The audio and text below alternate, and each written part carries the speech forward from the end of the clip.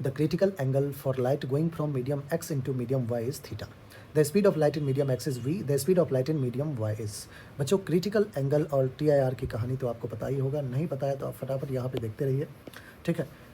ये रहा हमारा सेपरेटिंग मीडियम जो कि मीडियम y और मीडियम x को सेपरेट कर रहा है।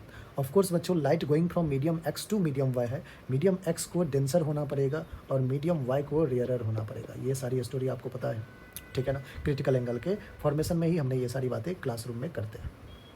लेट से बच्चों हमने एक रे को भेजा और रे क्या किया, क्रिटिकल एंगल थीटा पे इंसिडेंट किया, तो जो हमारा रे होता है रिफ्लेक्टेड रे वो सरफेस को ग्रेज कर जाता था। आई होप आपको याद होगा, सरफेस को ग्रेज कर जाता था, ठीक है बच्चों। अब देखिए आगे हमें कह रहा है कि मीडियम x में जो स्पीड है लाइट का वो है v, तो मीडियम y में क्या होगा, मैं vy कह देता हूँ। vy की वैल्यू फाइंड करना है। आइए बच्चों पहले तो क्रिटिकल एंगल का जो एक्सप्रेशन बनता है वो हम बना लेते हैं by using Snell's law.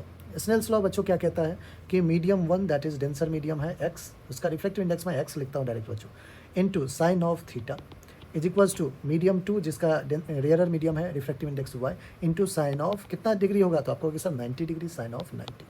So x sine theta is equals to y into sign 91। अब x और y यहाँ पे क्या है बच्चों, रिफ्रैक्टिव इंडेक्स है, लेकिन हमें तो स्पीड पे जाना है, तो बच्चों स्पीड के लिए म्यू इक्वल्स टू क्या होता है, c अपॉन v। जो रिफ्रैक्टिव इंडेक्स है वो स्पीड के साथ तो इस रिलेशन से रिलेटेड है।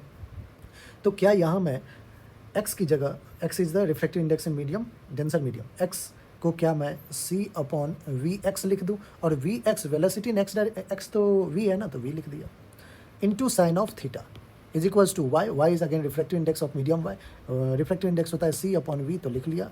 और v कितना है बच्चों वाई डायरेक्शन में, तो हमने वी वाई कहा है, तो v क्या c ने c को कैंसिल आउट कर दिया।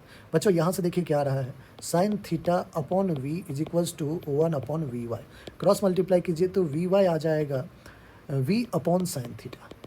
तो वी वाई की वैल्यू क्या आ रहा है बच्चों, v अपॉन साइन थीटा। एक बार अपन देखते हैं कि v अपॉन साइन थीटा हमारा ऑप्शन नंबर 4 है और यही बिल्कुल हमारा करेक्ट आंसर है।